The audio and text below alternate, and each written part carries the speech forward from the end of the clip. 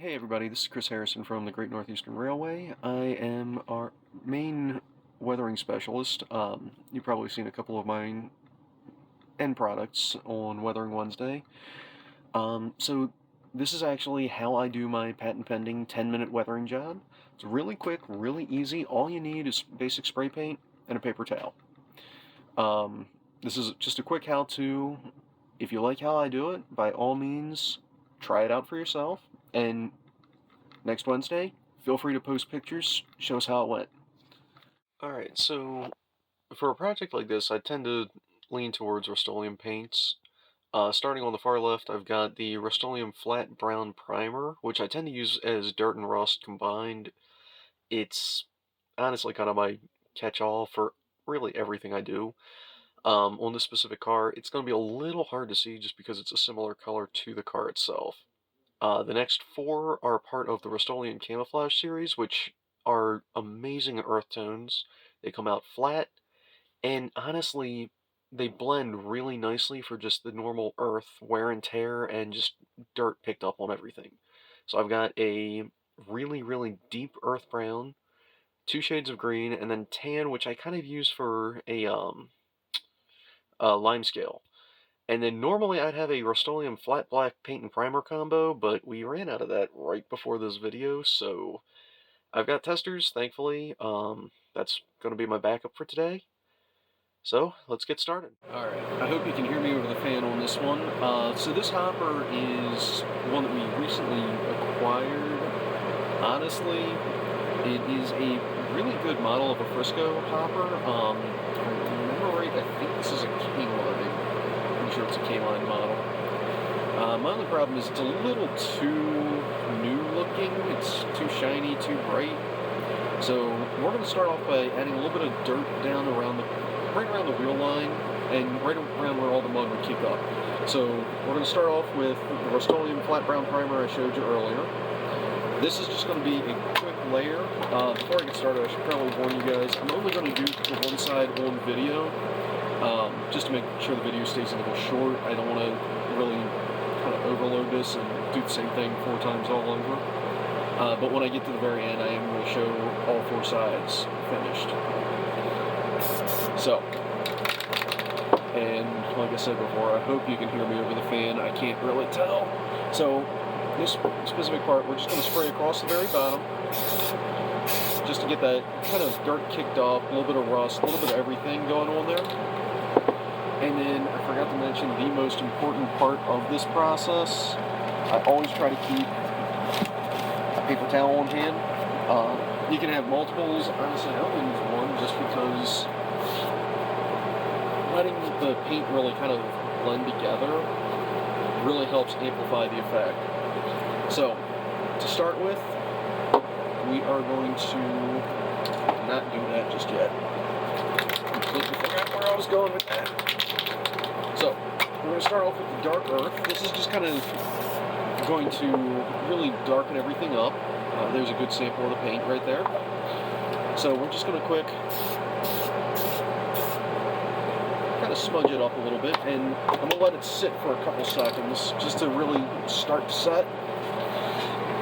And then I'm just going to simply wipe straight down. That way anything that wants to stay will, and it kind of smudges up especially the white color in the lettering and any of the logos. So that's the first layer. Then we're going to go ahead and use the dark green. And this is going to be more of a muting layer. A lot of times greens are really useful for knocking out bright reds or really intense reds. So once again, just quick burst. Gonna let it sit for a couple seconds. And then, same thing. I'm going to come back in and just wipe it straight down. And you can already see a little bit of the aging happening. It's kind of dulling out some of the main colors, which honestly looks a lot better than it already did. And now we're going to go to the light green. This is going to be more of a haze than anything else. We don't need a ton of it. So we're going to just real quick touch it with that. once again, going to let it sit for a little bit. Then wipe it back out. And now you're starting to see some of the wear and tear starting to show up on this. Definitely looks like it's been kind of sun-worn, a little bit of dirt, a little bit of dust. And now we're going to shift down to that light tan. So the light tan is just going to be a quick burst, and it's going to look more like limescale than anything else. So, once again, I'm going to let it sit for a couple seconds, and then I'm going to wipe it back out.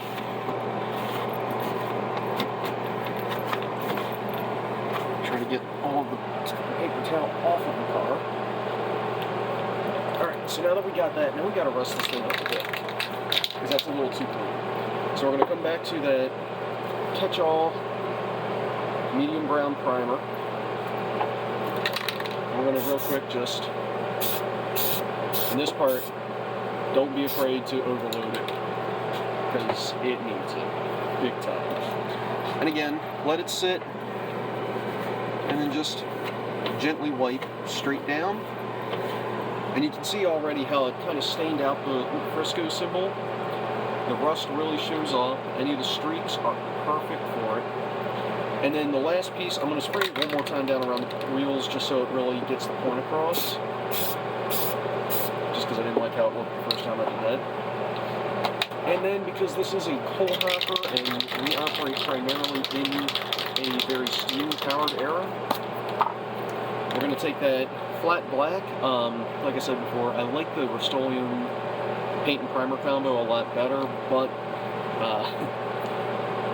if all else fails, whatever flat black you have will work. I just like how it comes out of the can a lot better. So we're going to take some of the Tester's flat black, and this one you want to go across the top because that's where a lot of the coal spills over, but it also is where any of the coal smoke and soot will come down from the engine. So you're going to come across the top of the car, just nice and easy. And then just to round it off a little bit more, I'm going to gently wipe it back out, just so you can sort of see what's going on with the car, see a little bit more of the car. And that right there is the basics of how I do my weathering.